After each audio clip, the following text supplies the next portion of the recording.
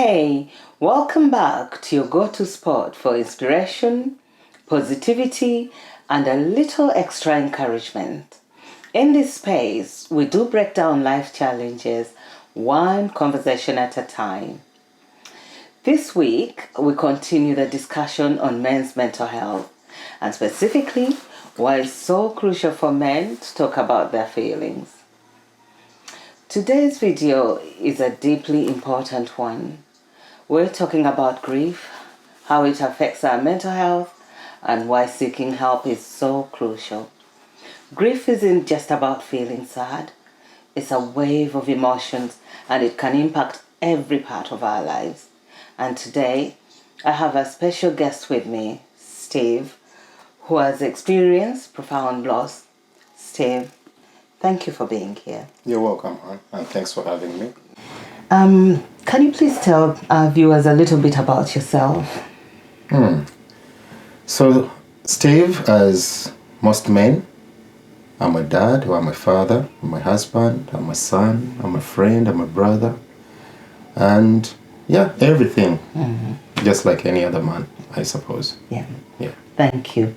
And I really do appreciate you having the courage to come and talk about this because I know that it was a very difficult and continues to be a very difficult subject for you.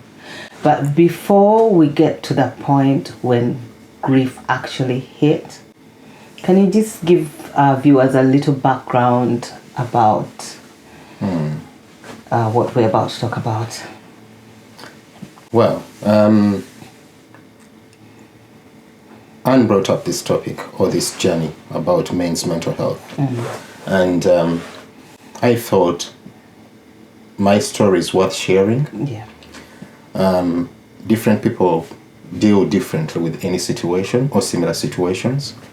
And mine, I didn't realize that actually I was struggling mentally due to whatever that had happened in my life. I think it took me over 5 years to realize that actually I was struggling. And it's something that I didn't really talk about or something that I failed or refused to seek help because I thought I was okay. So, but when I look at the journey between 2017 and 2021 after COVID period, 2022, that's when I realized that, you know what, actually it was God's grace that I sailed through without going on medication, without seeking professional help, but a few friends that stayed and stuck with me during that journey. That's really good. Yeah. It's good that it's always good to have friends that you trust who stand with you and help you through the journey. So, Steve sadly lost his son Adam. Adam was very special to all of us, to our community here. But take us back maybe from the time Adam was conceived, what your plans were at that time for a family. Well, selfishly, I'd always wanted a small nucleus family, I think. And getting Adam, I just felt, you know what, I'm done. Because this is it. He was your second child. Yeah. And but as I told a few colleagues some time back, that as we plan, God plans differently. You know, where you think that, you know what, this is when I get to this point, then I feel or I believe that I will have got to a point where I desire. God has a different plan, probably to take you longer than where you plan. We're planning to stop. So yeah, Adam was diagnosed, I think, when he was about 18 months, 1.5 thereabout. Yeah. And it was a journey that we went through for almost 2 years. At Birmingham Children's Hospital, when he was fighting cancer. And during that journey when he was fighting, sometimes we got hope that maybe he will, come over it. And sometimes we just felt and said, really? Maybe we are taking it really too long. But during that journey, we had support from the community. We had support from our places of work. We had support from the church, family, and all that. And while you're having that support and you're doing whatever you're doing in the background, you're mentally challenged. Sometimes as men, you stand and say, you know what, I have to stand for my wife, I have to stand for my daughter, I have to stand for my parents as well. As I told you, I'm a son, I'm a brother and all that. So I'm the firstborn of my mom. And my siblings were looking up to me. I didn't want to look weak in their face. I didn't want to look weak in so many people's faces or thoughts. So you have to put, as a man, I have to put on, or we have to put on this strong face. You had to man up, as they say. But deep down, it's eating you up, right? And mentally, you're getting challenged, and I think weaker. You may seem to look strong in the faces of many, but as time progresses, you're really, really, really getting mentally challenged. Fast forward, during that period, you step on so many people's toes unknowingly. And very few would understand what you're going through. Some do. And then grief sets, well, he left us. We went through that period, which was challenging as well. Before we get to when he left us, there was a period when you spent quite a lot of time in hospital. That must have been mentally challenging in itself as well, because you took turns looking after him in hospital, so that family wasn't exactly together during that time because of having to. True. So very true. How did you cope with that? Frankly, when I look back, I don't know, to be honest. I can narrate what I went through during that period, or what we went through as a family. But if you ask me, how did you? I just took each day as it came. So for instance, we had friends who used to look after our daughter, because my wife was in hospital semi-permanently, right, during that period. Then on Friday after work, I would go pick up my daughter, do some shopping, and then we drive to Birmingham. We stay there for the full weekend so that my wife would have some time for herself, looking after Adam. And then you have to go through the notes, you have to talk to different consultants. It's Friday evening, on certain weekends they're not around. You have to do the washing and all that. And then Sunday evening, drive back to Coventry from Birmingham. And then prepare Amira, our daughter, for school. Monday morning, take her, drop her to a friend. We used to have a friend down in Coventry, Liz, who would help me take her to school, pick her up if I'm running late, then find her, pick her up from Liz's place. Sometimes she would spend night at Jackie's place, Jackie Jen, and then drop her to school. I pick her up. So it was just, then at work, luckily, they told me, look, as long as you do your 8 hours, no problem. You can come in, do 4 hours, go sort out whatever you have to do. Because sometimes I have to go to the pharmacy or go to speak to different people about him. It was a challenge. It was a challenge. And during that period, as I said, you make mistakes, right? You step on people's toes, or you fall out with people. And when I look back at myself, I feel that I did a lot that I shouldn't have done, without going into details. But also, it made me strong in a way that I said, you know what, when I went through all that, after that I said, if I've gone through this, then I think I can face most of the things in the world that really come to me. Well, that's what I believe. Well, that's how I feel. And I think during that period, those who left my life, the friends that fell off the track, I believe that it was meant to be that way. I believe in fate. So I lost a few friends. Was that because of mentally where you were at that time? I believe so. It was very difficult to keep up with everyone and speak to everyone about how you were feeling, or? Speak to everyone. I think those that I call friends I spoke to. But on the other hand as well, maybe they didn't know how to deal with me, right? I could be going through something that's really challenging, but it may challenge my friend even more. or my parent even more than it's challenging me. Because I remember during that period, there are guys who really broke down, and it was me to pick them up. Yet it would have been the other way around. been the other way around. Right? Yeah. But by me doing that, then I wasn't looking after myself. Yeah. My health or my mental health, I'd put it on the hold. And I was just piling and piling more onto myself.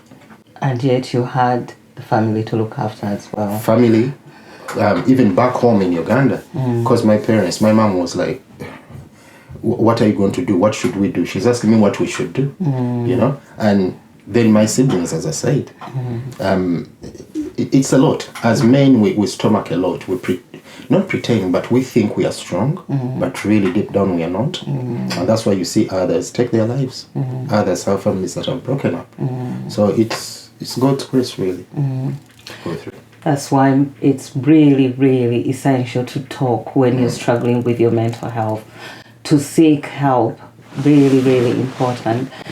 Steve, if we fast forward to 2017, the doctors have said, sorry, this is it, there's nothing more we can do. Yeah, I remember my wife was at the hospital with him. They left home because Adam used to have dialysis 4 times a week. So they would leave in the morning, and then they would be back around 2 p.m., 3 p.m. And on that day, he had a bad weekend. So when he went for his dialysis, my wife called and said, we've been told that Adam will not make it.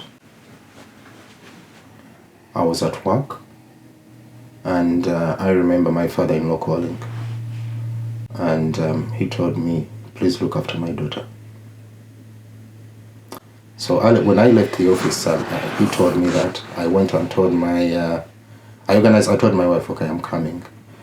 By then I used to work in Baggington, and I told my supervisor that this is what has happened. I need to leave. He didn't want to look at me, just told me, do whatever you have to do. I drove from work. I think I called Jackie Jane, if I remember, because she was Adam's godmother. And I told her what had happened. So I drove home. I had a parking ticket, or I had something to do with the council. I had to drive to the council office because I knew I wouldn't be coming back home to Coventry from Birmingham probably in the next few days. So I had to sort that out. Go to the council offices, picked up whatever I had to pick up, and then drove to Birmingham. It's about 35 minutes. But that's one of the longest journeys that I've ever driven. Being, as I said, having those responsibilities. So my father-in-law has told me, look after my daughter. And as a man, no one is there to say, look after Stephen. Look after Stephen, right? Yeah. So I'm even forgetting to look after myself. I'm thinking about my daughter. I'm thinking about my son. I'm thinking about their mom. Get to Birmingham. Walked into the hospital. I saw him on a bed. He was in the dialysis. I think, they had given him a room somewhere. And I would see that he's weak. Really weak. And I said, okay, now I need to man up. As we normally tell ourselves. I went in, I took over. Doctors came, they showed me the scans and all that, and they said, we're giving him a week. And my daughter was crying. Of course, her siblings came, my in-laws. They started coming in. I called a friend of mine in Kampala and I told him, look, this is it. This is what they've told me. It's called Ronald Kamoga. Because he's one person who was far away, but really close to me. Yeah. Sometimes you need someone who is not so close to you, because you as a friend, if I tell what I'm going through, you break down. So I developed a coping mechanism where I spoke to people that were not really close to me. That way, they didn't really see what was happening, but they encouraged me. Anyway, I told him what had happened. We stayed in the hospital. They asked me, what do you want to do? The hospital management. Do you want to take him in the hospice, or do you want to take him home? I told them I'll take him home in my house. So there we so there is another bit where they said, okay, when they arrange the ambulance, they give you an ambulance, blue lights on, driving him from Birmingham, bringing him to Coventry where we were living. And in that ambulance, it was my wife and her son only, with the nurses. Oxygen is on oxygen and all that, morphine. Then I had to drive by myself in my car. Not knowing what's happening in the ambulance. So I tried to go after them on the M6 because I just wanted to be close to them, close to him as well, right? Because I knew each and every minute these are the last moments I'll ever have him, and I couldn't get them. But the effect that left on me is whenever I see an ambulance with blue lights, I just don't want to look at it because I just feel probably someone is in their last moments, last minutes. Trauma. So so with men's mental health, it's these are moments that stay with you forever, right? And if you don't have a proper support network around you, you can give up on life. Oh, so you get home. The ambulance We get home. is already there. Yeah, actually I didn't find the ambulance because they were going fast. But I was told my sister-in-law when they saw, because she was a student nurse then, when she saw Adam being lifted out on oxygen and everything, she collapsed. You know, she fainted and collapsed. So I get home, my in-laws are there, my mother-in-law, so a few people were around, and still I have to put on this front that I have to look after everyone. You know, I look at my son. Within me, I'd accepted. I said, okay, God, because I asked God to give me the grace to look after him for almost 2 years. And when I saw him that he was really, really weak, I said, you know what? Do whatever you want. So within me, I had accepted that. That's what I think I had accepted that, yeah, he will go.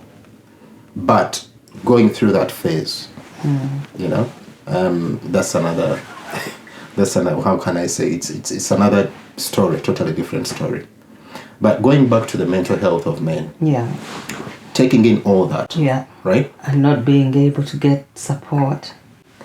Didn't I get support? I think I got the support from the community, from work, from everyone. Yeah. But that was physically supporting you around the practicalities that you needed.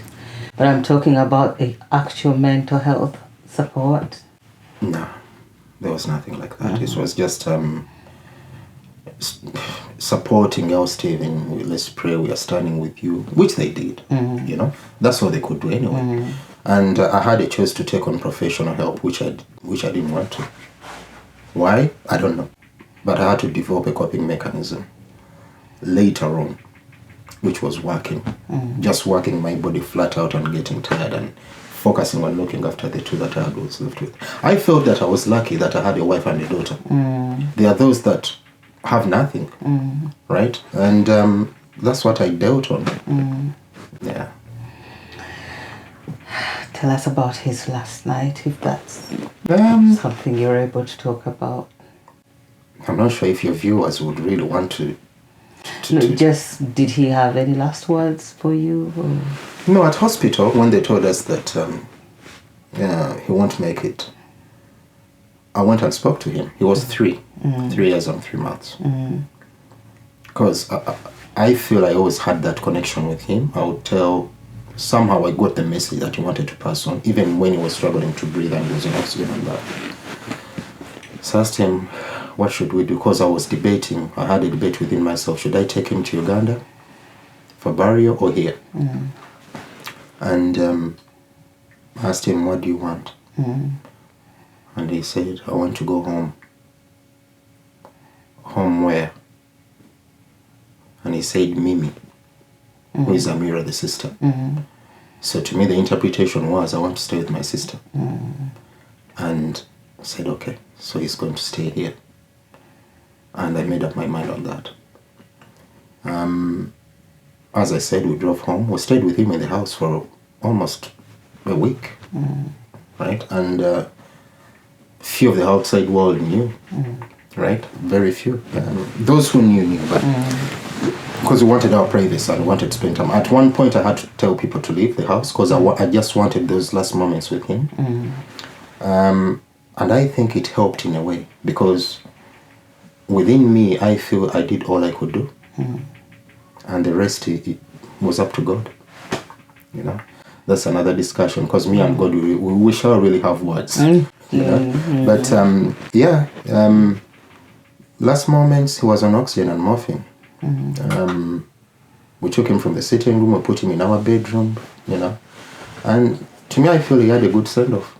That's what was prepared for. That was his journey. And we were there with him all through, till the end. Yeah. So the time comes, he leaves us, we have the funeral. So what happens after that in terms of how you coped with the actual loss? I had support, to be honest. Family, those in the UK, I had support. We really had support as a family from the community. And the church that we used to go to, Reverend Palm, in Wellenhosh, was really supportive. But as I said, I've always felt that I need to look after my family, my daughter and my wife, number one. And I think after burial, we're contemplating, because we just wanted to get away from where we're living, change of scenery, kind of. And I reached out to a friend in Canada, and I told him, look, this is what I've gone through, and I just want us probably to come there for a period. And said, yeah, I'll not be around because I'm going to cross to the US, but you can have the house to yourself. Then my old friend, Irene Sozi's dad, gave us the offer to go and spend time with him. But as we were planning on that, then we changed plans to go to Uganda instead. Because our families, my father-in-law, my wife's side, and also my mom and siblings and all that, they were grieving as well, right? For some reason, we just said, you know what, let's go to Kampala instead. So we got away after burial. I think a week after we went home. We went to Uganda, which was good as well. Mentally, was that helpful? Very, very. We had to change the environment we're in. And also see different people from those we're used to. Most of the people in the community are those that used to come to hospital. Those are people that used to come home to see him. People like, going to see different faces and different environment, and also focus on a few different things away from England was good. Was good for us. What was it like coming back? Coming back to England, I think we came back a bit refreshed because my wife is close with her dad. I'm close with my mom. It was good that we sat down and we cried again, and we said, okay. Luckily, my mom is this woman who says, get on with it, right? And she just told me, look, God gave you that son, he'll give you another son. That's all she told me. So go back, look after that woman. She's a good woman to you. Look after your daughter. Push on again. Then my wider family as well, back home, her family, she went to visit. They gave her support. So we came back. Actually, we came back. That was August. We were coming back for a friend's wedding, Lillian, if you remember. We would have stayed in Uganda a bit longer. But yeah, we came back. And we went on the wedding. We laughed. But away from the people, whenever we came back home, we fell down. My wife wouldn't eat. She wouldn't, she was just going downhill. But I had this, I always set goals. And I wanted to leave that house. The flat that we're living in. I just focused on working. And try as much as possible to look after this family, but focus. The end goal was to leave the house. Because sometimes I would be in the house and I would hear Adam walking in the house. You feel the footsteps, and then you wake up in the night. They just felt, that's so mental. You're getting mentally disturbed. I was going to say that was how your mental well-being was being affected. I hated Birmingham. I remember my friend Ellie used to tell me, let's go to Birmingham. I'll tell him I don't want to go through that city. You know? And fast forward after a period of time, that's when you realize that, you know what, you are getting mentally challenged. You know? Get away from the area you're living in, sell off the house where you make some mistakes as well, go to a new area, forge a new start. It's just so much going on. But that's what kept me going. Yeah. Oh, thank you. Thank you so much. So you did say that you turned down professional mental health support because you didn't want to go into the records. Were there any other particular reasons? I would say I'm a private person. That's one. But the people who support you are not people that know you, and they're bound by confidentiality. True. That I understand. But I don't know, I would say it's a weakness. I just feel I like conforming or staying within the confines of the people that I'm used to. Because they offered it at work, at my place of work. And you still declined it? Yeah. I just felt I had enough support through the people that I knew. So you didn't get any bereavement counseling or anything like that? No. It was offered, I said no. Yeah, I stayed within the church, Reverend Palm, then the very close friends, those that I take as sisters and brothers. So I used church, work, and those that were close to me. And I felt I was okay. Yeah. It took time, but I feel I was fine with my decision. And how is your mental health at this point? You can never tell. You may think that you're okay, but you're mentally struggling. But when looking back, I'm in a better position now. I'm in a better position in that I can now speak about it on camera. Before I wouldn't. Yeah. And also, sometimes you have to look at others that are going through a worse situation. I always have one of the principles which I dwell on, which says it could have been worse. Really, it could have been worse.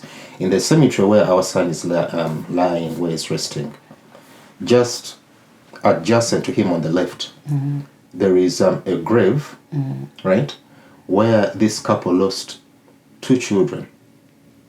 They are buried in the same grave. That's one. Mine is one. On top of that, they separated because they couldn't cope. So, when I look at myself, I feel that it could have been worse, right? And God has given us 2 children, 2 sons after that, right? Yes, they can. The other one's position will never be taken away because he was my first son, and I had so much plans with him, you know. But I'm lucky.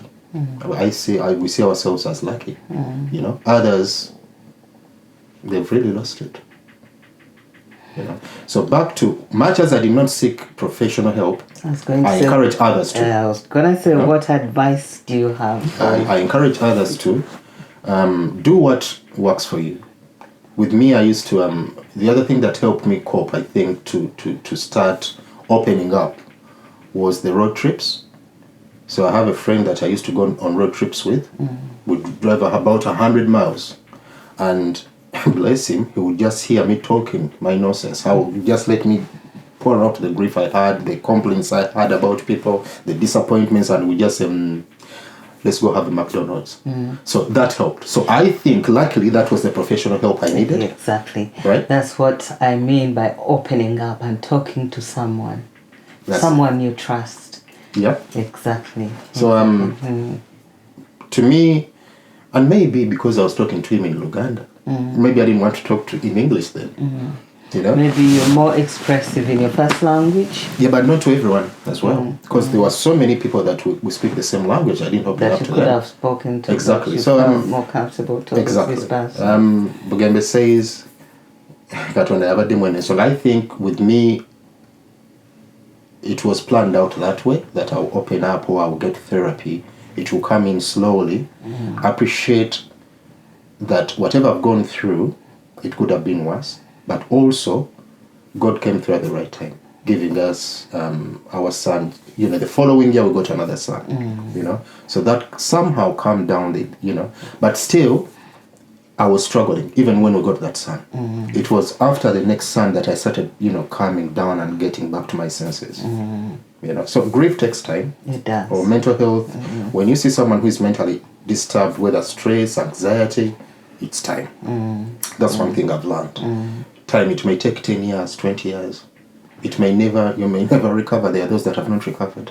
They've gone down the alcohol route, drugs.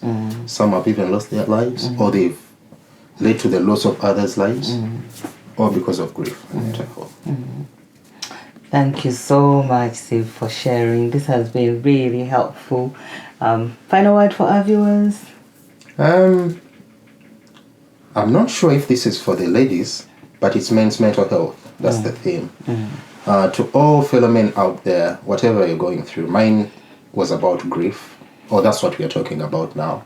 But there are other challenges, financial challenges that we go through, blackmail, even in our marriages.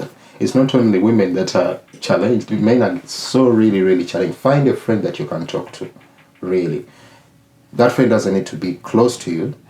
It could be very far away, but speak up. Find someone to talk to, by all means. Help is out there. Yeah. Thank you. Thank you so much. If you're watching this and going through grief, please know that you're not alone. There are people who care. Support is out there. Drop a comment below if you want to share your experience, and let's keep this conversation going. If this video helped you, give it a like and subscribe for more content like this. Stay strong, and I'll catch you next time.